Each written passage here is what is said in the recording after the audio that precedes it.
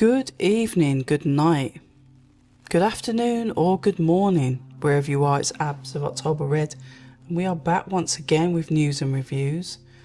As one of my subscribers was saying the other day, what is it, like one vid a week and no more lives? You know what, I like the concern. I'll take the compliment. I do appreciate concern because it shows that you actually care, which is nice. There's been a lot going on, and I have literally restrained myself from doing one of these because I was waiting to speak to certain people in the industry so I could come with potentially more facts rather than just opinions, and it would save me listening to 5,000 interviews by other channels to sift out the information that I want, which can sometimes be frustrating. And as you know, you've got to be particular towards what channel you go to if you want to find information out, because you know you can get the same old everywhere, but can you get the quality, can you get the information that you need? And that is exactly why I was waiting to speak to Frank Smith. Allegedly that's going to happen this week. We'll see what happens. I'm not going to guarantee anything because I think this has been going on for 3 weeks now, but we'll see what happens with that. A lot's happened, and I guess we can start with the most recent, really. Tyson Fury has announced that he's going to be fighting Mariusz Wach in Thailand. I think it's on Netflix because that's what's on the flyer, on July the 24th, the Friday, July the 24th, the day before Anthony Joshua's fight with Christian Prenga. A lot of people, you saw that I put the poster up on my channel. I kind of like did it for rage bait, really, because I know what everyone's like. They're going to be screaming, what the hell's this? It is what it is. It's a warm-up fight, and it's supposed to be a fight there where both of them, you know, the dates are similar, and then they're supposed to obviously work towards them pair fighting. And call me a skeptic, say whatever you want to me, I will believe that fight's happening when I see them get into the ring and that first bell goes. I've been scarred quite badly over the years thinking that them two are going to fight, and it just never seemed to happen. Listen, I don't want to be a negative Nancy, but I'm a pessimistic Patsy, if you can look at it that way. So I'll believe it when I see it, but they're both scheduled to have their respective warm-ups. There's not really much I can say on that. It is what it is. I mean, what did you expect? Who did you expect him to fight? They've got to keep it at low risk, allegedly, both of them, even though I do think that Tyson Fury will 100% deal with Mariusz. I don't think that's a problem. I'm not worried, but Christian Prenga is a bit of an unknown, so I can't really say I've looked at that many fights and, you know, can come to a full-blown conclusion, albeit, like when I spoke to Alfie Sharman from DAZN, you know, he's got to get through that fight. He should get through that fight, and that's what we expect him to do. I could go on and talk about warm-ups and their alleged fight that's going to happen, but I don't want to. Just let them carry on with that. So moving on to something else, which I thought was quite interesting, was the fact that Oleksandr Usyk, you know, he did say when I was at the press conference when he was about to fight Rico, guys, give me a break. Let me just fight who I want to fight. I'm going to have this fight and then 2 more fights and then I'm out the door. That's what he said at the press conference. That's changed. Since changed, you can all come to your weird and wonderful conclusions why. He'd already handed over one of the belts, and then Fabio became obviously the stand-in, the email champion, whatever you want to call it. And then he was left with 3 belts. Obviously he had the fight with Rico. Probably didn't go the way he expected it to, but it was definitely an interesting fight. And he sat down and he's had a word with himself and he's thought about everything. And he said, look, I'm going to relinquish the last 3. IBF, I think it's WBO, WBC. Relinquishing those, and I'm going to have one last fight. There's rumours potentially John Jones or Deontay Wilder, whatever. I haven't heard it from him. I don't know who's potentially promoting that, how it's come out in a leak anyway. But we'll see what happens with that. But the fact is, he's freed up the heavyweight division. Now, all of the heavyweights now should have what they call in boxing a bit between their teeth, where they just literally think, okay, now the challenges are there. You know, the people that are ranked highly in the positions that they are, you know, potentially, you know, Moses Atauma fighting Filip Hrgovic. Obviously, Ajit Kabayel's been handed the WBC. I'm sure he's going to have to fight to defend that. Or will it start off with a voluntary? Who knows? Politics and that bit of the boxing. WBC, it could be anything anyway, because they've just made another belt. But I'm not even going to get into that. I'm not even going to get into Tyson Fury saying, or somebody spokesperson for Tyson Fury says that all the profits that they get from the fight in Thailand is going to go to charity. I'm not going to do that. But Usyk, it's a bittersweet moment because I understand why he did it, but I do appreciate what he's done, his accomplishments in the heavyweight, cruiserweight division, you know, even from the amateurs, you know, phenomenal fighter.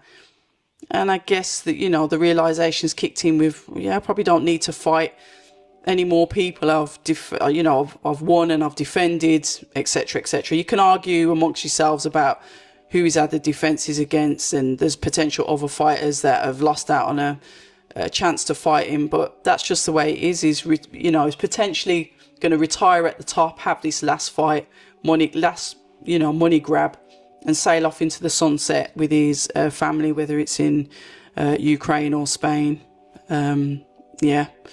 So grateful to Usyk for his services to boxing. He's been a phenomenal champion. But I'm just excited to see what's going to happen with the heavyweight division, because that is where things are going to spice up. It's unfortunate, really, that the heavyweights, and I'm quite, like I said, I'm quite biased, aren't I? I tend to look at the UK ones. We have got a few in America. But it's a shame that in the UK, we tend to have the majority of them with one promoter. So that puts Frank Warren and his team in fantastic positions to get all of those belts. Who knows, the wrangle tangle that there is, it won't be the WBC, but potentially, should the fight happen between Tyson Fury and Anthony Joshua, who knows, maybe that could be a world title fight. Stranger things have happened. So yeah, we'll see what happens with that. So salute to Oleksandr Usyk. Going back to the Matchroom fight on the weekend, I did only watch the co-main and the main. Obviously, those crazy times of the morning. But I do get up early, so it was great to see, obviously, the performance from Ben Whittaker. Yes, Rivera's been at the ring for 16 or 17 months. You know, it is what it is. He had a fabulous performance, got him out there, did what he was supposed to do, and look, and this is what I'm going to speak to Frank about. I think there was somebody in the press conference, in fact I'll get to that after, because that's a different conversation. Ben Whittaker, whether you like it, whether I like it, even though we have got some sort of say because we are the paying public, and you have to bear in mind that I think that fight on the weekend was under the Ultimate package. Because I've got the Ultimate package, I don't tend to see what's pay-per-view and what's not. And I think Ariel Helwani made some really good points on his channel when he did speak to Eddie Hearn, when Eddie Hearn was over in New York, that essentially people are paying twice. It's like a double barrier, like paywall, which isn't, you know, fair. You could argue that maybe I could have spoke with Alfie Sharman about that, but I was more concerned on what are they going to do in regards to competition that they're getting from Paramount, Sky Sports, the aggressive tactics. Maybe, you know, when I see him again, because I will see him again, we can discuss that pay structure, because albeit Eddie Hearn is the promoter and he puts on the fights, ultimately it's going to be, for the Ultimate package, it's DAZN are going to have a massive say in that, on what they believe should be pay-per-view. And it is a discussion that I will have. But Ben Whittaker has obviously been paid handsomely to be with Matchroom. As you know, he left Boxer, who is also paid handsomely for, when they signed him on, 4 years ago now. So Matchroom have got him. He's going to be a bigger star in America than he is in the UK. The US guys like him. I put out a tweet saying, yep, I know he's coming to Brum. They're doing a homecoming fight, which I think is fantastic anyway.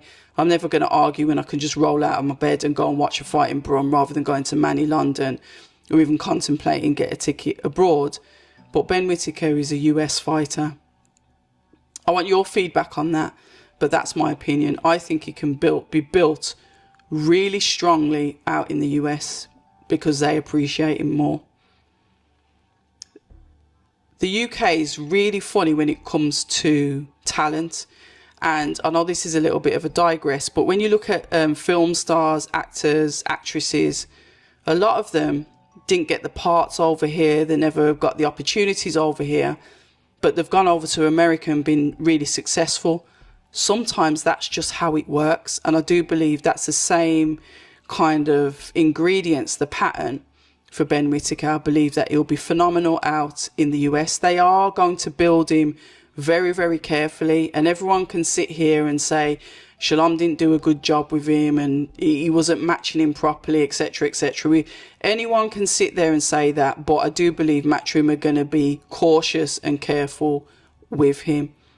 The thing is, and what probably does go against them, is that they complained about how he was built on Boxer, but they've not really put him into those aggressive fights that they were like, yeah, we're gonna match him this way, we're gonna do this with him, and it's like, but you haven't necessarily done that yet.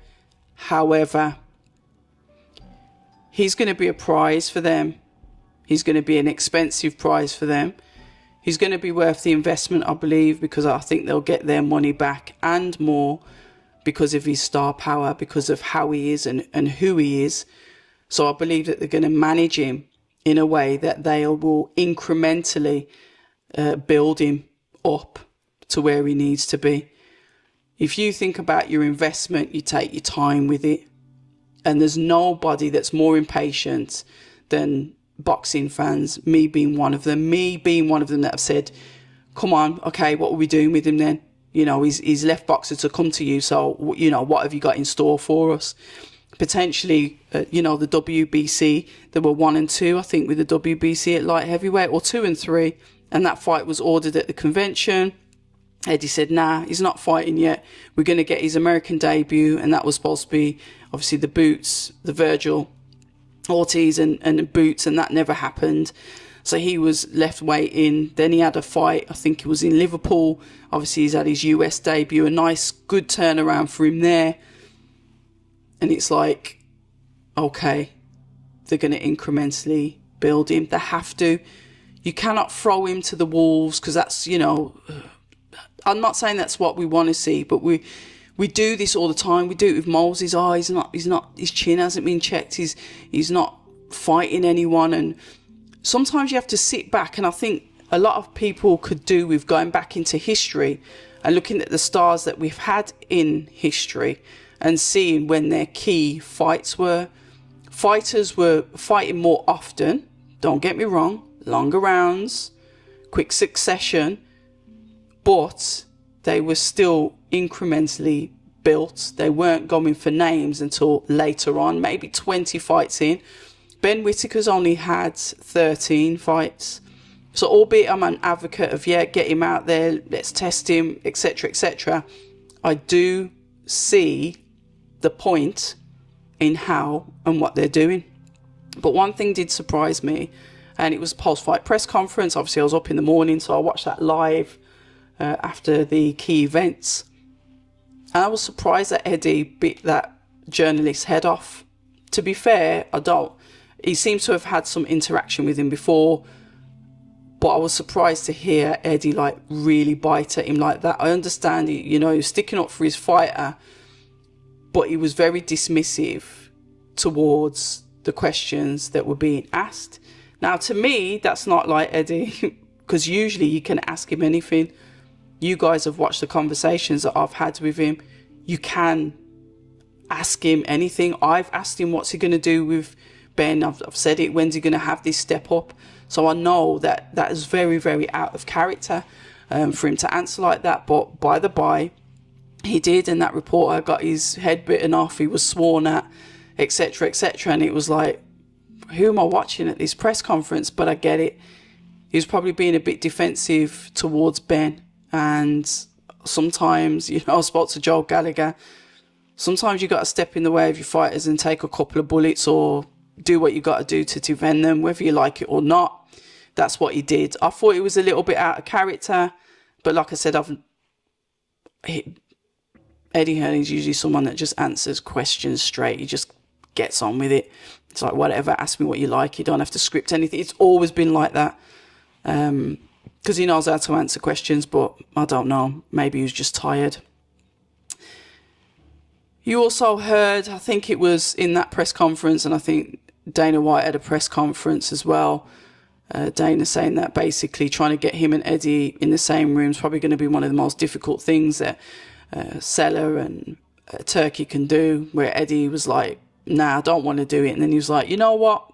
Yeah, I probably will. And allegedly, at the time of me recording this, he's flying out to have the meeting with Nick Khan and His Excellency. So I've heard. I can't give you a source because I only read it somewhere on Twitter. So I don't even know if it's true. And that is why I like to speak to the likes of Frank Smith, so he could lay down everything that's happened. And then I can talk about it. Because that part there is Rumourville. So that is allegedly. I can't say that's happening or is going to happen for fact. Is there a rivalry between Zuffa and Matchroom? I'd say yes, because even though he's targeted boxer fighters, which, I don't know, contract discrepancies, etc., he's gone for Eddie's fighters, and albeit like, oh yeah, but you know, they're not really going to achieve anything, or you know, they've not won any belts, or whatever you're saying. They're the ticket sellers. They create money for the business. So I get it. Yeah, okay, yeah, you can have them. Oh, I'm not going to lose sleep over it. But it's about fighters that can create revenue. And that's, to me, in my eyes, the way I look at it, and that's what I'm going to ask Frank about, is that they've gone for the jugular. They've gone straight for like the money guys and offered them loads of money to obviously leave. Enough money, I guess, if they have one fight and they lose, they'd be okay to walk away into the sunset. It's one of them, isn't it? Strategy, business.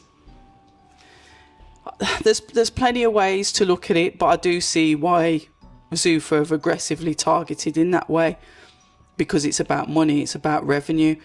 They talk about overpaying, and I'm not really going to sing to that tune because I know the ring cards, you can say the same thing about them. They're really paid well. When DAZN came into the market as well, when we were getting DAZN for either $1.99 or 99p, they were really overpaying as well to get people to come on board. It's what you do when you start in business. You overpay, you go all out just to build the brand. That's just how it goes. But sooner or later, you either can't sustain it, or if the money tap never runs out, then you can carry on and cause problems for the rest of them. The one that seems to have, I don't really give a toss attitude, and I'm just going to get on with it with my fighters because I'm happy with the fighters that I've got, and haven't been targeted to take any fighters off them. You could argue maybe something a bit jiggery-pokery is going on with Fury, is Queensbury. Nobody seems to be touching or going anywhere near any of their fighters. So, yeah. Dana White, obviously, as you know, we went on to say doesn't see Eddie as competition, doesn't see any of the boxing promoters as competition. He has boldly said that his competition is the NFL, NBA, and all the other major sports. That's what he sees himself in competition with. Sort of like pushed himself up onto a pedestal. Clever words that he said there, because he's almost like, I'm out of this. So, you know when you're looking down at others, I'm not in competition with them. I'm reaching for the ones that are way above me. I do like the way with words. It's interesting. I've spoke to Keith Connolly as well. I didn't really want to touch on the Conor Benn stuff because I know that it's been done to death. What else different can I ask him? This was the first time that I was speaking to him. So I had quite a brief, succinct conversation around Filip Hrgovic and, what does he look for in a fighter? You can go and watch it. It's there on the channel. So look, interesting times, but I do believe Zuffa's targeted what they believe to be money ticket sellers. Probably not in the US, but definitely in the UK. Eddie as well, he's kind of, well, I've echoed what Eddie said. He said, is the business model sustainable? You know, maybe if the money plug gets pulled, then what are you going to do then? The only thing as well, and like I said, I want to speak to Frank about this, is Eddie's been very vocal about how much UFC fighters are getting paid and doing the comparison, but he's never ever said what he pays his fighters. He's mentioned something about, you know, I don't know, 600 grand, was it, or something like that recently, and I think a couple of fighters came out and went, I don't think so, I weren't getting paid that, etc, etc. So it's like, you want to tell everybody else or show everyone else, you know, the dirty linen, but what about yours? There's always that conversation to be had. And like I said, should I speak to Frank Smith? Hopefully I will. These are the type of questions that I'll be asking him. I'm not going to, like I said, I'm not going to go into Tyson Fury and Anthony Joshua because it is what it is. Obviously, we had the press conference today, well, to announce the undercard, and obviously another MMA signing that he did. I think Eddie was clever with that as well, so fair play to him. He got the fighter that's already in line for a championship, or the fight's already been signed, and it'll be interesting now to see if that fight actually definitely 100% goes ahead. We'll see what happens. It's tricky, and then if the fight's signed, have the finances already been negotiated? Are they likely to, even though the fight's signed, are you still open to negotiate for fees, etc.? So we'll see how that goes. It's a bit cloudy. Obviously, he's signed to the talent agency. They're acting on behalf of him as advisors. But let's see how that pans out and if that fighter definitely gets to fight. I was really happy to see as well Matchroom and Queensbury working together. Queensbury, I think, have given Matchroom 2 of their fighters to put on their card. Matchroom have got Taylor Bevan back, who obviously fought on a Queensbury card the other day. I'm not sure about his style though, because obviously he's gone to Jamie Moore, but I was looking at his performance and I thought that's not the Taylor Bevan that I usually see. He usually boxes long, uses his range, but this time he was on the inside. He didn't need to be on the inside, and I got a bit worried. But you know what? Like I said, it's early days, and it could be because he's in between trainers. Do I know why he left his trainer? No, I don't, because I haven't spoke to Jamie, but hopefully I'll get to speak to him soon. It looks like they've really done a fantastic job with ticket sales.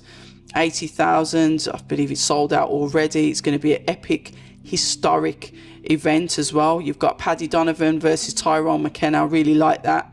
Thomas Carty versus Dave Allen. Dave Allen, like a cat, he has 9 lives and he just keeps on landing on his feet. We've got Molly McCann on there, like I said, Taylor Bevan, Joe McGrail, Paul Ryan, and so on and so on. So that is going to be epic. That is in September. I think it's going to be phenomenal. Saturday the 5th of September, I believe. So, Boots as well. Gosh, I did digress. Boots had a rocky round 3. I like Boots' style. I do think that he does get hit a bit though. He's got to work on his defence, but I just think he's a natural scrapper and he doesn't mind getting into a scrap. Both showed tremendous heart. Xander Zayas, fantastic. He's so young, he can come again. The respect after that fight, there's one thing that I noticed was that the total respect that both fighters gave to each other. It just made the match all that more beautiful to see that they can have such a battle, come back from a lot of stuff, but still manage to shake hands and be appreciative of each other after it. So I'm looking forward to seeing both of them back out again. And that was Top Rank and Matchroom working together. So, I think that was good to see. I do like to see all of that stuff. Fights getting made. Both of the guys are really young, stepping up, taking the risks. And this is where I will strongly say that if your promoter's got that confidence in you, they'll let you take those risks early because they believe that the risks will be worth it and that you'll come through it. I mean, nothing's guaranteed, but on the whole, the percentage, the risk factor of it is going to sway towards your fighter. So you're like, yeah, I can put you into that fight. So let's have a look. I think the Matchroom might have had a new signing as well. I know that, is it Ian Mercado Gary? That's the MMA fighter. I couldn't remember his name. I think something else as well. Well, I think Anthony Joshua's involved in football. I think there's some mention as well about obviously the potential fight with Fury and AJ being in the UK. And I'm, like I said, I'm not really interested in that. We'll see how that pans out. Not getting involved. It looks like there's obviously it's getting a little bit wrangle tangle with it. Iggledy piggledy. So we'll have to wait and see how that one turns out. Obviously, we've already mentioned Johnny Fisher kind of like saying, yeah, I've been offered all this money, and Eddie Hearn's like, yeah, go and take it, bye. You know? So, yeah, I'm just trying to think. We've done the Mariusz Wach. If you haven't already, one of the things that I will ask you kindly is to obviously check out the recent videos on YouTube. I'm going to pick up on something that my fellow YouTube friend YB commented on the other day, and I do believe the views are getting really, really weird on the socials, and I'm going to leave it there. But yeah, YouTube's moving a little bit mad, and I'm not somebody that goes around and looks at other people's views, but I've noticed that mine have dropped significantly. So I don't know if you lot are just not listening, not supporting the channel. I don't know, you might have bounced onto something else. Let me know in the comments what it is. A couple of people have said, oh, your stuff's not coming up. Then somebody said it is, you know, finally it's starting to come up again. So if you just found me again, I appreciate it. If you really love the channel, just search and see what's up there, refresh. I'd appreciate that as well, because obviously my aim is to get the channel to grow, but there's definitely some booky stuff going on with the views. Not something that I'm usually bothered about, but when I notice a dip, I will say something about it. So if you can, I'd appreciate it very, very much if you guys could share, repost, put on X, put it in your WhatsApp, send it to your mates, whatever, and recommend the channel so we can get our views on the increase, because I'm trying to get up to 20,000 subscribers, because that will mean a lot to me. As you know, self-made, etc, etc. I will not bore you with the details. I don't think I have missed anything out. If you haven't watched the conversation that I had with Joel Gallagher and Natasha Jonas, please watch that. That's a bit of history around Joel Gallagher. He took me to school. I will put my hands up. There were certain fighters I didn't know that he trained. We have a trip down memory lane with him, and we also cover when both him and Natasha Jonas met each other. Something different. I want to move more into long form. You know what my style is. I'm not one for quickies when it comes to conversations with people. I like to sit down and, like I said, you know, we're having a chat. I want to get to know you. I want to know everything about you, because if I know it, then the guests know it. So yeah, if you could support that, I'd appreciate it very much. Leave the comments. A couple of you said, like, you've popped up and you're like, I don't usually comment, but I watch you. Please comment, because it pushes it out into the YouTube ether, and it just gets more people coming back. Even sometimes, like, I'll get negative comments as well, positive, negative, constructive, whatever. It all helps. Do you know what I mean? So I do appreciate it. And if you've got this far, well done. But this is me for tonight. I don't think I'm going to say anything else. I am supposed to get Frank Smith on this week. It won't be live, because, like I said, my internet's just mad. But it will be. Hopefully, I'll just get some things like ironed out and answered with young Frank Smith. So listen, enjoy, I'd say, the rest of your week. Enjoy your weekend. And I'll catch you soon. And as we say, October Red, stay ready.